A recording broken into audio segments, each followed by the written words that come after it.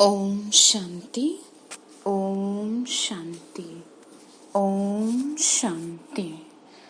1 तारीख की मुरली है। शिव बाबा ने कहा, मीठे बच्चे, अनेक देहधारियों से प्रीत निकाल, एक विदेही बाप को याद करो तो तुम्हारे सब अंग शीतल हो जाएंगे। बाबा ने कहा, अनेक देहधारियों से प्रीत निकाल, एक विदेही बाप को याद करो तो तुम्हारे सब अंग शीतल हो जाएंगे। यानी कि शरीर भी क्या रहेगा, शांत रहेगा, कर्म इंद्रियां परेशान नहीं करेंगे। प्रश्न बाबा ने पूछा, जो दैवी कुल की आत्माएं हैं उनकी निशानी क्या होंगी? आंसर है, दैवी कुल वाली आत्माओं का इस पुरानी दुनिया से सहज ही वैराग्य होगा। उनकी बुद्धि बेहद में होगी। शिवालय में चलने के लिए वह पावरफुल बनने का पुरुषार्थ करेंगी।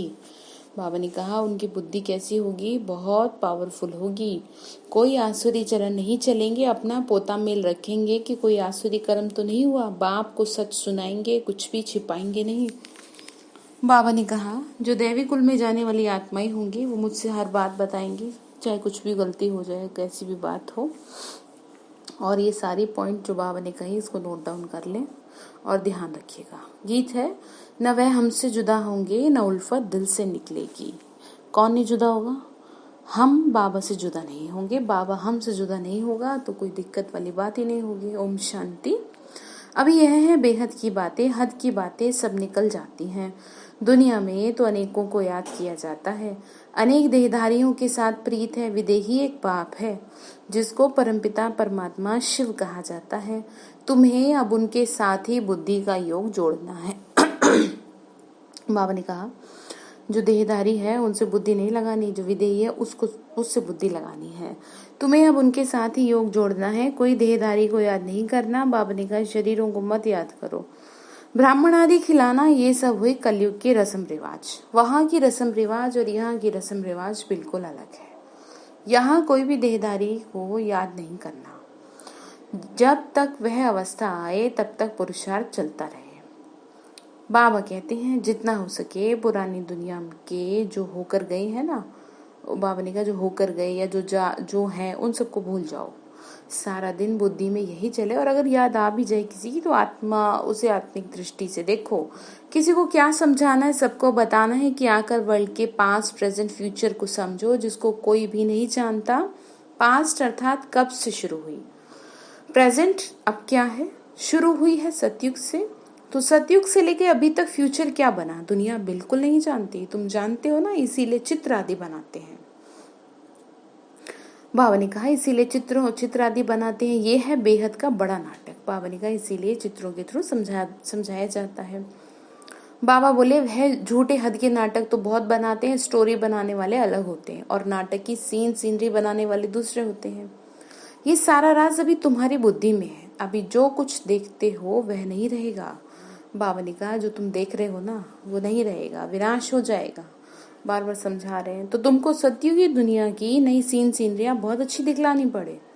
जैसे अजमेर में सोनी द्वारिका है तो उनमें से भी सीनरी लेकर के एक नई दुनिया अलग बनाकर दिखाओ। फिर बाबा के कहने का मतलब ये है, जहाँ जाना है ना तो उसी चीज को देखो। अब जैसे नया घर होता है ना तो उसी को दिमाग में रखते हैं, तो वही चीज समझाने की कोशिश कर रहे हैं कि इस दुनिया को ना देखो, अब दुनिया नई को देखो। नई दुनिया इमर्ज हो रही है, ऐसे ऐसे ख्याल कर अच्छी रीति बनाना चाहिए। ये तो तुम समझते हो ना, इस समय मनुष्यों की बुद्धि बिल्कुल पत्थर बुद्धि है, कितना तुम समझाते हो। बाबा ने कहा, फिर भी बुद्धि में बैठता नहीं। जैसे नाटक वाले सुंदर सीनरी बनाते हैं कोई की मदद से। बाबा ने कहा, कोई से मदद ले, स्वर्ग की सीनरी बहुत अच्छी बनानी चाहिए। बाबा ने आज कह रहे हैं, सीनरी इतनी अच्छी बनाऊंगी जो कॉन्सेप्ट क्लियर होगी, यहीं जाना है। अब वो लोग आइडिया अच्छी देंगे, युक्ति बताएंगे, उनको समझा के ऐसे अच्छा बनाना चाहिए जो मनुष्य आके समझे, जो देखते ही टच हो जाए ना। जैसे कई चीजों को देखते अट्रैक्शन होता है, तो वो चीज समझाने की कोशिश कर रहे हैं बाबा।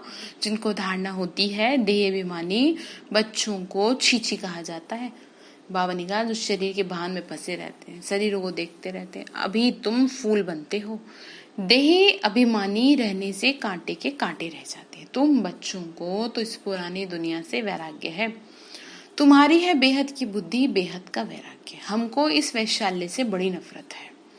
बाबा ने कहा वैराग्य आना चाहिए, पर वैराग्य दुखों से ना हो कि अब चारों तरफ है ना, तो वो वैराग्य नहीं, बेकार की चीज हो जाएगी वो। तो फिर बाबा कह रहे हैं उससे मिलेगा क्या? बाबा ने खुशी से जाएंगे, देखो तुम्हारे लिए बना रहे नई दुनिया। कह रहे अभी तुम फूल बनते हो, देह अभिमानी रहने से कांटे के कांटे रह जाते हो, तो तुमको इस पुरानी दुनिया से वैराग्य आना चाहिए, इससे नफरत आनी चाहिए।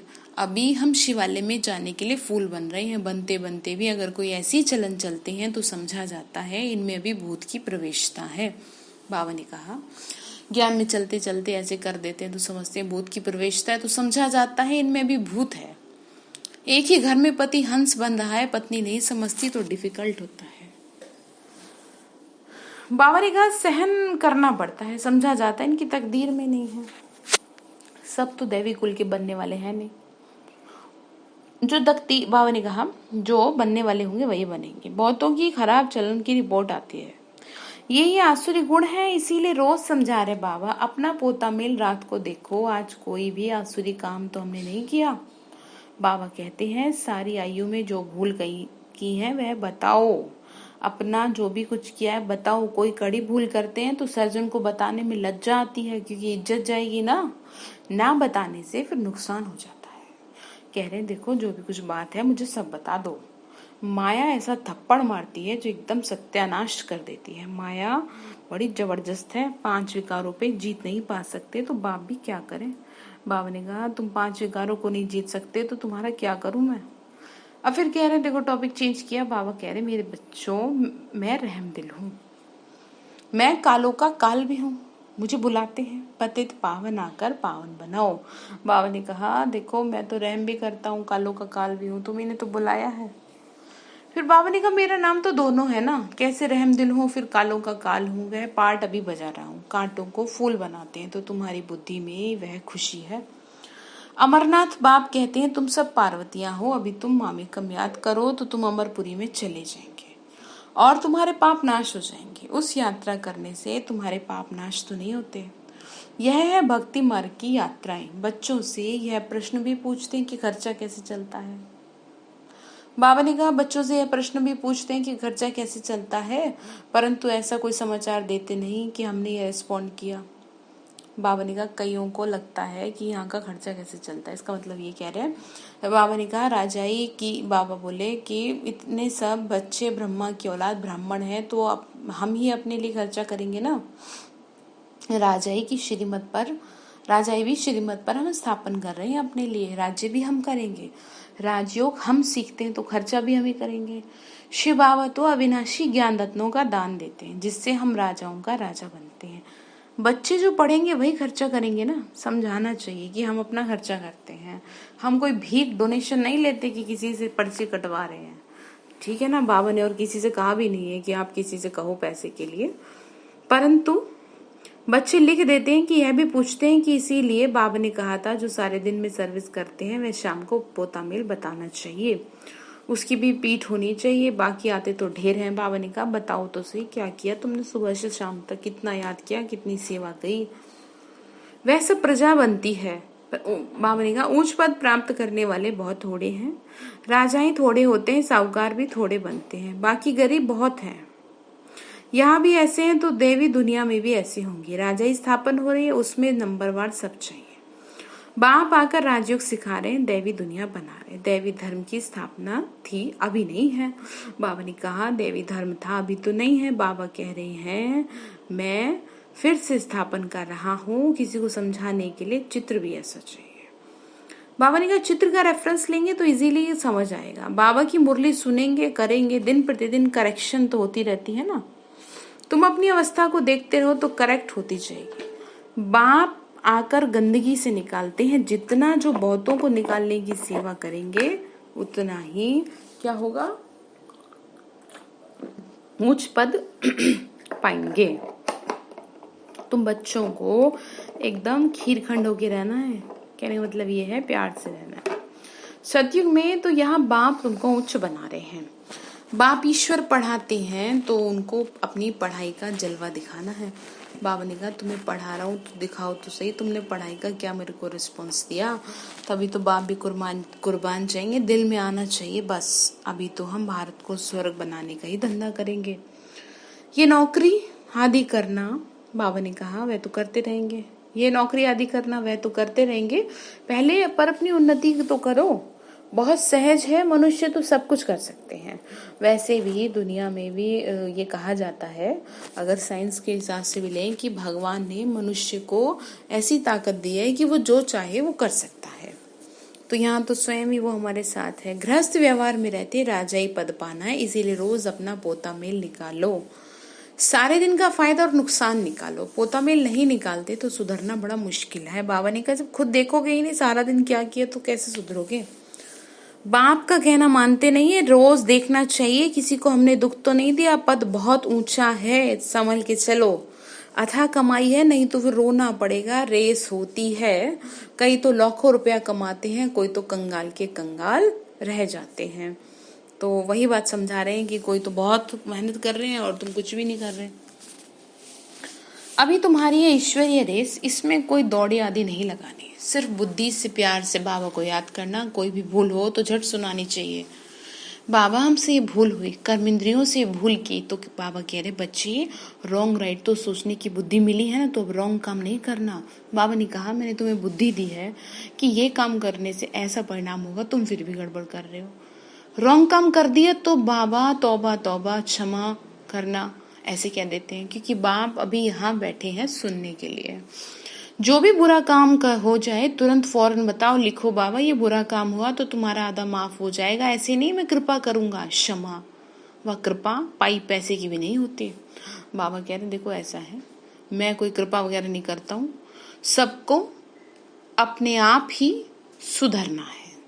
बाप की याद से विक्रम विनाश होंगे, पास्ट का भी योग बल से कटता जाएगा। बाबा ने कहा मेरी याद से क्या होंगे, तुम्हारे पाप कटेंगे, बाकी मुझे बताओ तो सही, तब तो सुधरेंगे ना। बाप का बनकर फिर निंदा नहीं कराओ बाप की, सदगुरु के निंदक ठौर ना पाए, ठौर तुमको मिलती है बहुत ऊंची मतलब जगह, दूसरे गुरुओं के पास कोई राजा ही ठौर थोड़ी है। यहाँ तुम्हारी एम ऑब्जेक्ट है, बिना एम ऑब्जेक्ट के जीवन व्यर्थ है, खाया पिया सोया, बड़ा भारी पड़ेगा हिसाब देना भगवान को। भक्ति मार्ग में कोई एम ऑब्जेक्ट नहीं होता, पूजा पाठ में कोई थोड़ी लक्ष्य रखते हैं, अगर होता भी है तो अल्पकाल के लिए। कहाँ 21 जन्म का सुख, कहाँ पाई पैसे का थोड़ा सा सुख। ऐसे नहीं धन से सुख मिलता है, दुख भी कितना होता है। अच्छा समझो कोई ने हॉस्पिटल बनाई, दूसरे जन्म में रोग कम होगा, ऐसे तो नहीं पढ़ाई जास्ती मिलेगी, धन भी जास्ती मिलेगा, उसके लिए फिर सब कुछ करो। बाबा ने कहा सब करना पड़ेगा ना, इक्वल तो कम से कम पासिंग मार्क्स तो मिले, धन भी जास्ती मिलेगा। कोई धर्मशाला बनाते तो दूसरे जन्म में महल मिलेगा, ऐसे नहीं कि तंदुरुस्त रहेंगे, नहीं। बाप तो कितनी बातें समझा रहे हैं, कोई तो अच्छी रीति समझाकर समझाते हैं, कोई तो समझते ही नहीं है, कह रहे हैं कोई तो बड़ा अच्छा समझा देते हैं। आज क्या पाप किया इस बात में फेल हुए, बताओ पोता मेल निकालो, कैसे कर दी गलती, राय देंगे ऐसा काम नहीं करना। जानते हो ना अब स्वर्ग में जाने के लिए तैयारी कर रहे हैं। बच्चों को खुशी का पारा नहीं चढ़ता, बाबा को कितनी खुशी है, मैं बूढ़ा हूँ ये शरीर छोड़कर हम प्रिंस बनने वाला हूँ। यानी ब्रह्मा बाबू को कितनी खुशी रहती थी।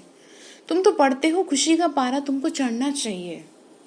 वे अंग्रेजी आदि पढ़ने में कितना माथा खराब करते हैं, बहुत डिफिकल्ट होती है, ये तो बहुत सहज है। बाबा ने कहा कोई और पढ़ाई पढ़ते हैं तो कितना दिमाग खराब होता है, यहाँ तो तुम्हें कुछ ऐसा है ही नहीं। इस रूहानी पढ़ाई से तुम शीतल बन जाते हो, इसमें तो सिर्फ बाप को याद करते रहो तो एकदम शीतल अंग हो जाएंगे। बाबा ने कहा शरीर भी सहयोग देगा, जैसे कि बैठना चाह रहे बैठ नहीं पा रहे ना, शरीर तो तुमको है ना, शिव बाबा को तो शरीर है नहीं, अंग है श्री कृष्ण का, यानी ब्रह्मा बाबा, उनके अंग तो शीतल है इसीलिए उनका नाम रख दिया। अब उनका संग कैसे हो, वह तो होता है सतयुग में। उस बाबा ने कहा उसके भी ऐसे शीतल अंग कैसे बनाए, तुम अभी समझते हो ना। तो अब बाप तुम बच्चों को कितनी धारणा करा रहे, तुम्हें कितनी धारणा करनी चाहिए, लड़ना झगड़ना बिल्कुल नहीं है, सच बोलना, झूठ बोलने से सत्यानाश हो जाती है। बाबा ने कहा मुझसे तो बताओ क्या किया तुमने, अब बाप तुम बच्चों को ऑलराउंड सब बातें समझा रहे हैं। चित्र भी अच्छे अच्छे बनाओ जो सबके पास जाए, अच्छी चीज देखकर कहेंगे चलकर देखो क्या है। समझाने वाला भी होशियार चाहिए जो समझा सके। सेवा करना भी सीखना होता है। अच्छी ब्राह्मणियां भी चाहिए जो आप समान बनाए। जो आप समान मैनेजर बनाती हैं उन्हें अच्छी ब्राह्मणी कहेंगे। वह पद भी ऊंच बने पाएंगे। बेबी बुद्धि ना हो, यानी बचपना ना हो, नहीं तो उठा कर ले जाएंगे। बाबा का बचपना देख लेते हैं ना, जैसे कि छोटी छोटी सी कैसे समझाएंगे। तो बाबा का समझदारी से चलना है, रावण संप्रदाय है। ऐसी ब्राह्मणी तैयार करो जो पीछे सेंटर संभाल सके। अच्छा समझ आया क्या करेंगे? तो मीठे मीठे सिक्के लदे बच्चों प्रति माता पिता बाप दादा का याद प्यार और गुड मॉर्निंग। रूहानी बाप की रूहानी बच्चों को नमस्ते। हम रूहानी बच्चों की रूहानी माता पिता बाप दादा को नमस्ते नमस्ते नमस्ते बाबा नमस्ते। शुक्रिया बाबा, शुक्रिया बाबा, शुक्रिया बाबा। धारणा के लिए मुख्य सार है, बाप को अपनी पढ़ाई का जलवा दिखलाना है। कहने का मतलब ये है जो बाबा आपको पढ़ाई है ना, तो उसका रिटर्न क्या दिया आपने। भारत को स्वर्ग बनाने के धंधे में लग जाओ। पहले अपनी उन्नति का ख्याल करना, शीतखंड होके रहना। पहले सबसे पहले अपना देखो कि खुद क्या कर रहे हैं, ठीक है। दूसरा पॉइंट है, कोई भी भूल हो तो बाप से क्षमा लेके स्वयं को स्वयं ही सुधारना है। बाप कृपा नहीं करते, बाप की याद से विक्रम काटने हैं। निंदा कराने वाला कोई काम नहीं करना। बाबा ने कहा मैं कोई कृपा नहीं करता हूँ, मुझे याद करो अपने आप कृपा बरसेगी, ठीक है। वरदान दिया, अपनी पावरफुल स्टेज द्वारा सर्व की शुभकामनाओं को पूर्ण करने वाले महादानी भव। अपनी पावरफुल स्टेज द्वारा क्या करेंगे? शुभकामनाओं का दान करेंगे। पीछे आने वाली आत्माएं थोड़े में ही राजी होंगी, क्योंकि उनका पार्ट ही कणा दाना लेने का है। यानी कि जैसे जैसे अब समय विनाश की और सृष्टि परिवर्तन की ओर बढ़ेगा, वैसे वैसे आत्माओं आएंगी और उनको ज्यादा बाबा से मिल तो पाएगा नहीं। तो ऐसी आत्माओं को उनकी भावना का फल प्राप्त हो, कोई भी वंचित ना रहे, इसके लिए अभी से अपने अंदर सर्व शक्तियां जमा करो। इसका मतलब ये है कि आप इतनी शक्तिशाली हो जाओ, क्योंकि बाबा से तो उन्हें मिल नहीं पाएगा, ठीक है ना। बहुत कम आत्माओं को मिलेगा जिनका बहुत अच्छा पाठ होगा, बहुत अच्छा योग होगा। बाबा ने कहा इसीलिए अपने अंदर शक्ति जमा करो। जब आप अपनी संपूर्ण पावरफुल महादानी स्टेज पर स्थित होंगे तो किसी भी आत्मा को अपने सहयोग से महादान देने के कर्तव्य के आधार से शुभ भावना का स्विच ऑन करते ही नजर से निहाल कर देंगे। बाबा ने कहा जब तुम्हारे पास शक्ति होगी ना, तो तुम शुभ भावना से क्या कर दोगे? इजीली अपना सहयोग दे सकेंगे। किस चीज का? उसको नजर से निहाल करने का। तो शुभ भावनाओं के स्टॉक को जमा करें, पावरफुल स्टेज हो। स्लोगन है, सदा ईश्वरीय मर्यादाओं पर चलते रहो, तुम मर्यादा पुरुषोत्तम बन जाएंगे। क्या करेंगे? सदा ईश्वरीय मर्यादा पर चलते रहो तो मर्यादा पुरुषोत्तम बन जाएंगे। तो आज का होमवर्क बाबा ने ये दिया है कि बच्चे आपको क्या करना है, मेरे को बतानी है। कोई पाप हुआ है, कोई गलती हुई है, मुझे बताओ, सच सच बताओ क्या किया सुबह से शाम तक, ठीक है। अच्छा, ओम शांति।